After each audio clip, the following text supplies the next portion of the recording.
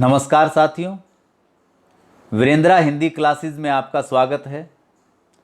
आज आपके सामने लेके आया हूँ रीतिकालीन कवि देव द्वारा रचित कवित, जो कि 10वीं की पुस्तक क्षितिज भाग 2 में संकलित है। 10वीं के पाठ्यक्रम से इसका संबंध है।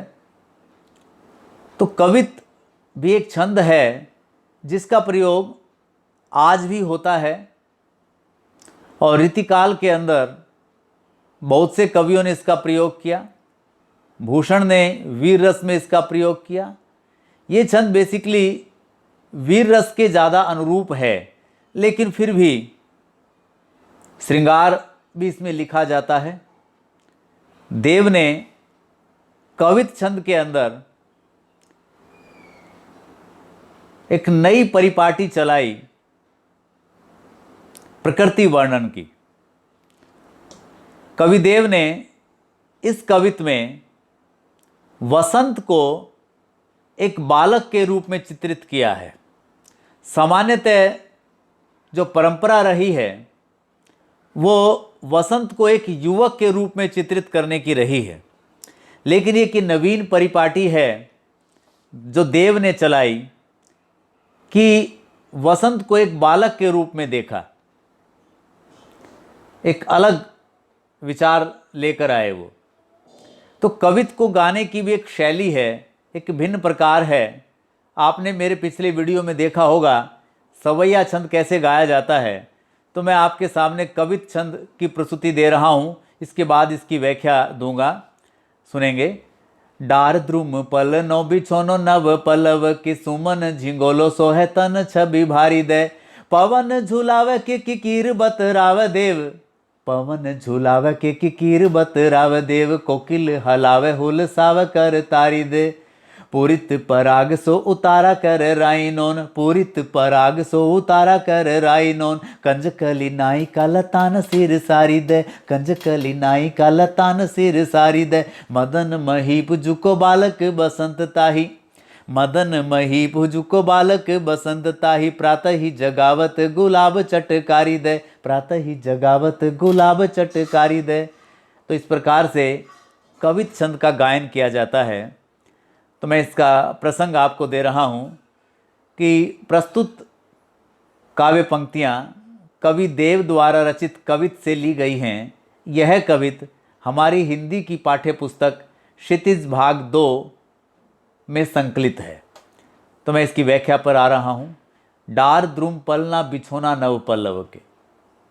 अब एक जो छोटा बालक होता है, उस बालक को किस प्रकार से संभाला जाता है, घर में कौन कौन सी व्यवस्थाएं की जाती हैं, उसी का वर्णन यहाँ कवि कर रहे हैं कि कैसे एक बच्चे को खुश रखा जा सकता है, कैसे उसका ध्यान दिया जा सकता है, तो किन किन उपादानों की ज़रूरत पड़ती है, वो सारी व्यवस्था प्रकृति वसंत रूपी बालक के लिए किस प्रकार करती है, इसी की चर्चा इस कवित में है। तो डार द्रुम पलना बिछोना नव पल्लव के, कह रहे हैं कि डार द्रुम वृक्ष की डालियाँ, द्रुम वृक्ष, डार डालियाँ, पलना पालना। वसंत रूपी बालक के लिए वृक्ष की डालियाँ पालना बन गई हैं। बिछोनो नव पल्लव के, और नए नए पत्तों का बिछोना बन गया है, या नए नए पत्तों ने अपने को वसंत रूपी बालक के लिए बिछोना बना दिया है। बिछोना जो पालने के अंदर एक छोटी सी गुदड़ी हम डाल देते हैं या एक गद्दा डाल देते हैं बच्चे के लिए, तो वसंत रूपी बालक के लिए जो नए नए पत्ते निकल आए हैं, जो वसंत के महीने में निकल आते हैं, वही उसके लिए वसंत रूपी बालक के लिए बिछोना बन गए हैं। सुमन झिंगोलो सोहे तन छवि भारी दे।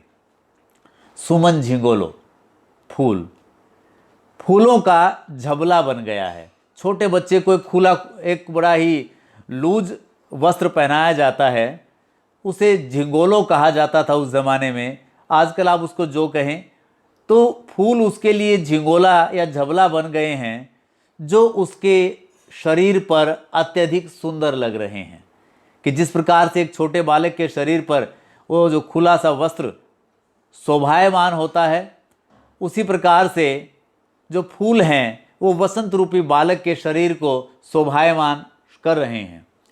पवन झुलावे के की कीर बतराव देव, कह रहे हैं कि पवन झूला झुला रही है, पालना हिला रही है।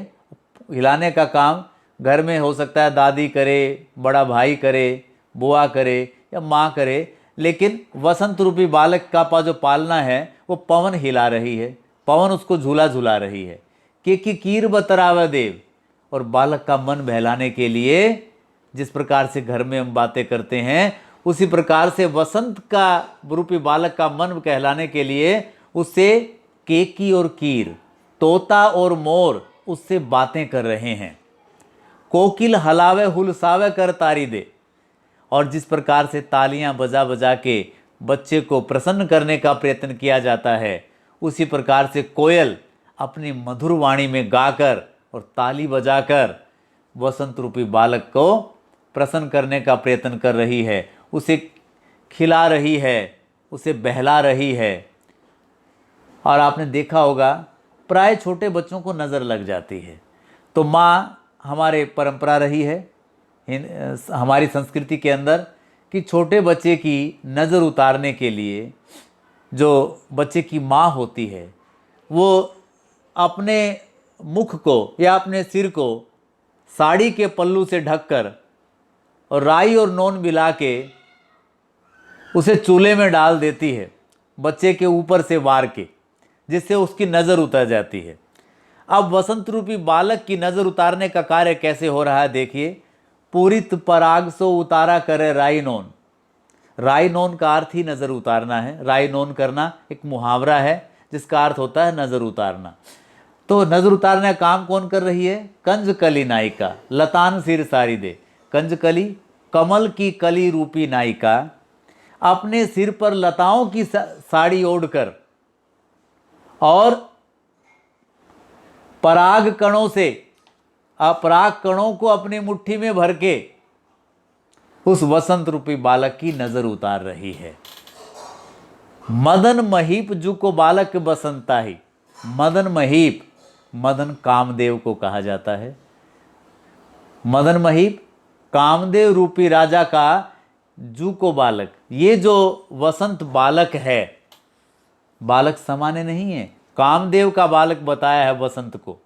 आप जानते हैं कि वसंत ऋतु जो है सभी ऋतुओं में सबसे सुंदर ऋतु है। ऋतुराज कहा जाता है वसंत ऋतु को, और वसंत की ऋतु सबसे सुंदर ऋतु है, सबसे मधुर ऋतु है, सभी प्रेमियों को लुभाती है, सबका मन मोहती है।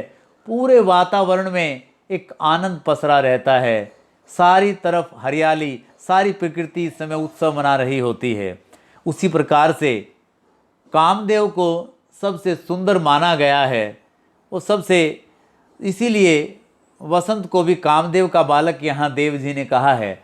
और कह रहे हैं कि ये जो कामदेव मदन रूपी राजा का ये जो बालक है कामदेव, इसे प्रातःकाल जगाने के लिए, प्रातः ही जगावत कि प्रातःकाल जगाने के लिए गुलाब चटकारी दे रही हैं कि जैसी सूर्य की पहली किरणें गुलाब की पंखुड़ियों पे खिल पड़ती हैं तो वे चटक की आवाज़ के साथ खुल जाती हैं, और इस चटक की आवाज़ को सुन के वो वसंत रूपी बालक जाग जाता है और सारा वातावरण सौंदर्य से भर जाता है। तो आपने देखा कि किस प्रकार से कवि देव ने वसंत को एक बालक के रूप में चित्रित किया है, और सारी प्रकृति उस बालक को खुश करने के लिए, प्रसन्न करने के लिए प्रयासरत है।